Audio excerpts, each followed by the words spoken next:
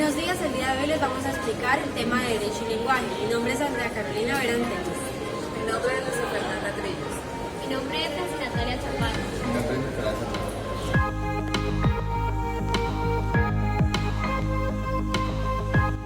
Derecho y lenguaje.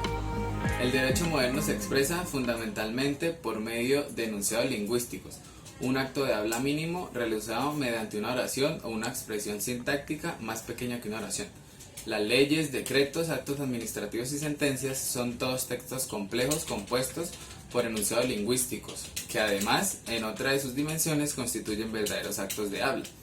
Los enunciados en el derecho son palabras con las que se hacen cosas, ya que su expresión implica, por ejemplo, la toma de decisiones políticas o judiciales, o el compromiso firme y exigible de una persona de comprometerse en cierto intercambio comercial. Por ejemplo, en un contrato, por lo menos las palabras en el derecho deben ser expresadas con mucha cautela, ya que éstas constituyen realidades y no es un secreto que muchos de nuestros legisladores, jueces y abogados han sido los principales autores del mal uso de las palabras, tomándose a veces los enunciados confusos que pareciera no tener un orden lógico e incluso enunciados inaplicables. A continuación intentaremos dar un breve estudio sobre esos enunciados lingüísticos que día a día se expresan, la importancia que tuvo en siglos pasados, cómo hoy en día se relaciona la filosofía del lenguaje en la teoría del derecho y cómo ha sido la participación ciudadana en la aplicación de las normas de derecho. Siglo XIX. Por influencia de la Ilustración francesa y de la ciencia jurídica alemana, el derecho europeo consolidó un discurso hermenéutico al que podríamos llamar moderno.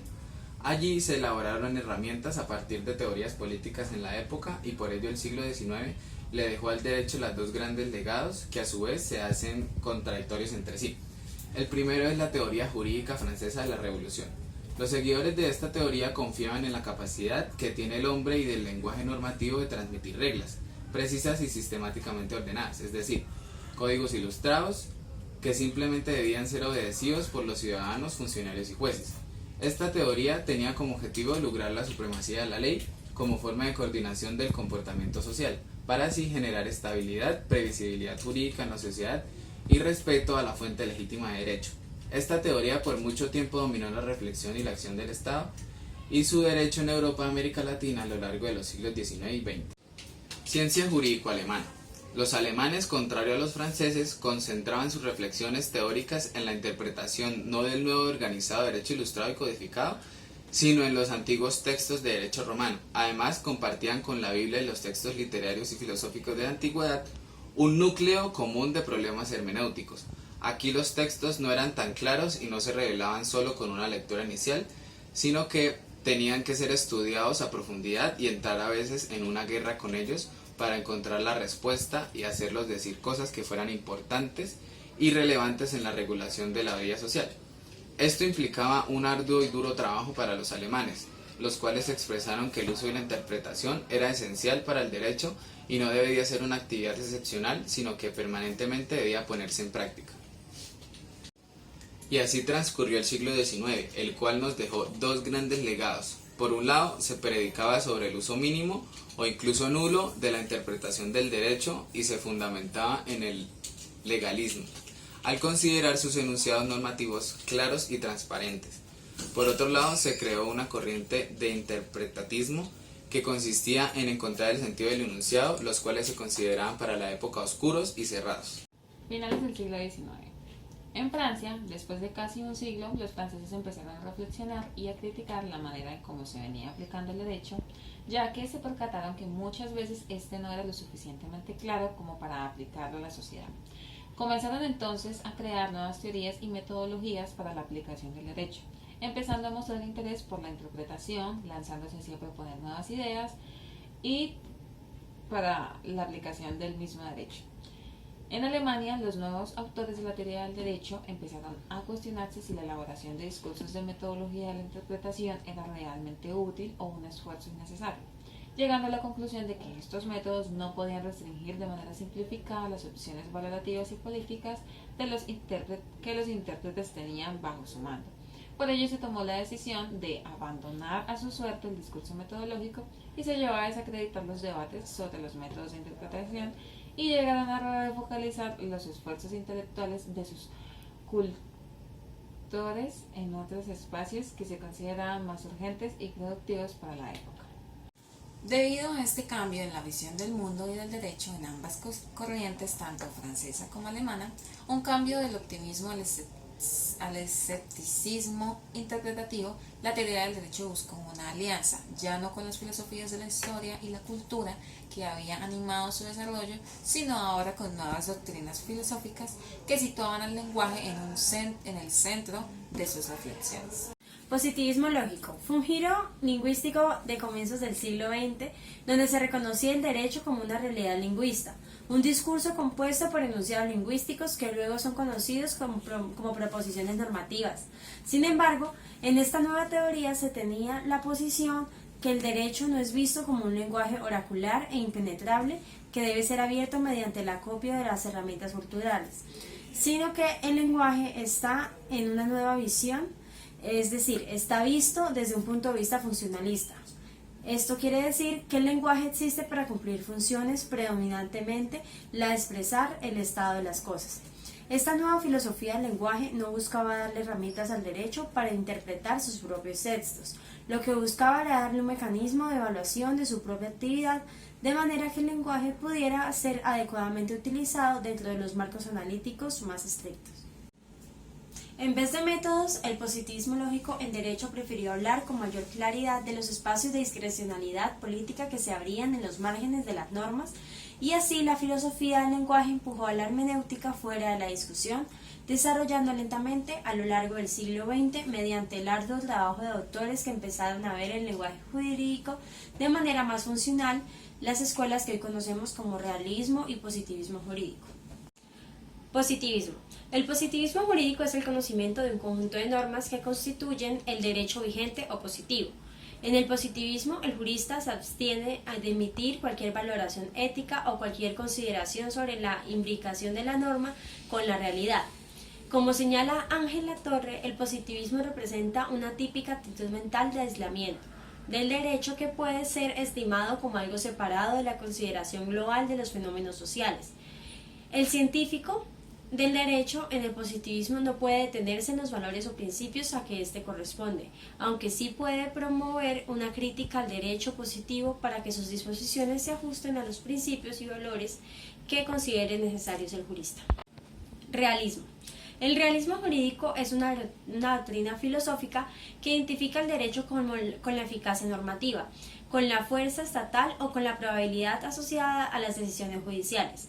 El derecho no está formado por enunciados de contenido ideal acerca de lo que es obligatorio, sino por las reglas realmente observadas por la sociedad e impuestas por la autoridad estatal.